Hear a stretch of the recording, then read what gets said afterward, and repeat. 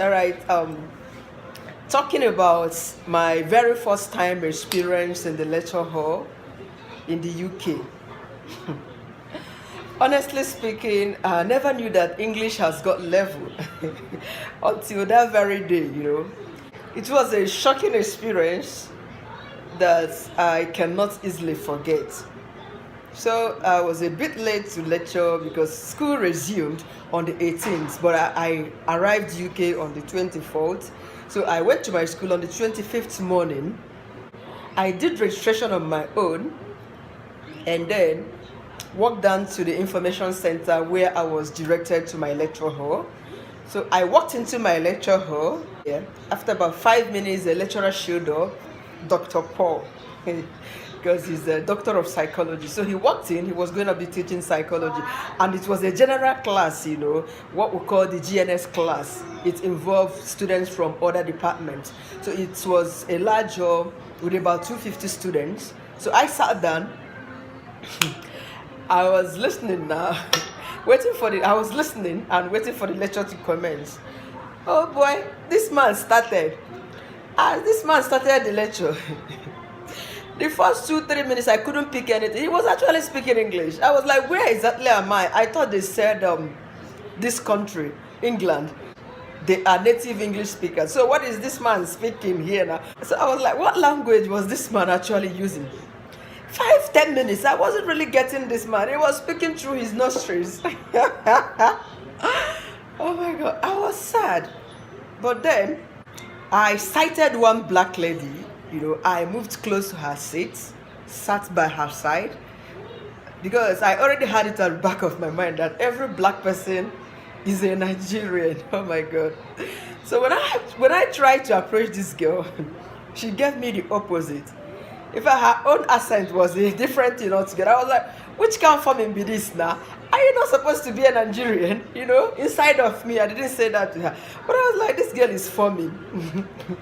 I couldn't understand her as well. Oh gosh. So I walked away. I wasn't happy. I sat by. I was like, how could my brother have done this to me? So after lecture that day, I went home. I was crying. And I calculated the huge amount we deposited, half of my tuition fee, which was £3,000 that I deposited first before coming. And then I had $5,000 cash while entering the UK. I thought of going back because I was like, what's the essence of coming to Westall this morning and I won't be picking up what is being taught in the lecture? So I had to cry and cry in my room. The next day I went back to school. In the lecture again, I ran into another black girl. She was sitting next to me. Oh, Abisco, Abilicious, you are a darling. So I equally assumed she was a Nigerian, but I approached her. She told me that she's a British Jamaican. But then she was married to a Nigerian then. I said, good. And her own accent was perfectly clear. So I explained to her what I passed through in the previous day. She was like, I shouldn't bother. She told me that there's something they call student portal. That in that student portal, at the end of each lecture, that they put in every information in the lecture, even in every information in the lecture, including assignments, term paperwork, or any exercise needed to be done. That all these things are put in the student portal. She taught me how to use it. So I was so glad. And the next lecturer came in, Ann Keddy, yes. She's from the US.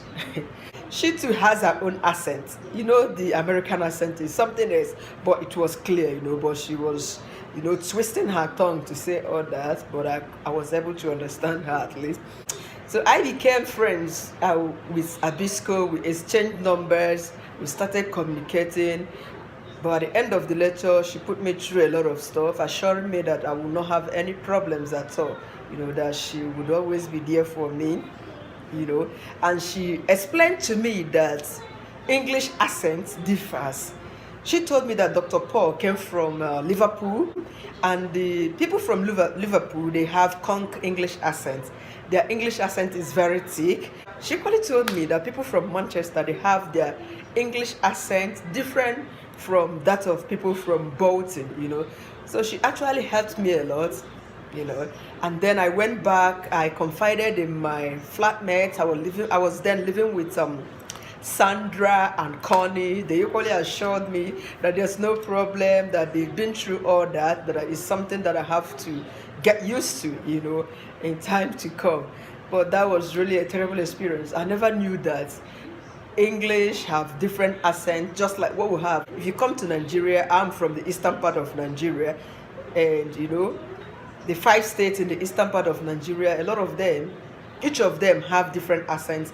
People from Anambra State, their accent differs. People from Imo State, where I come from, our accent differs, you know. And people from Ebonyi State, you need an interpreter to understand their own Igbo language. People from Mvise in Imo State as well, their dialect is romantic and thick as well.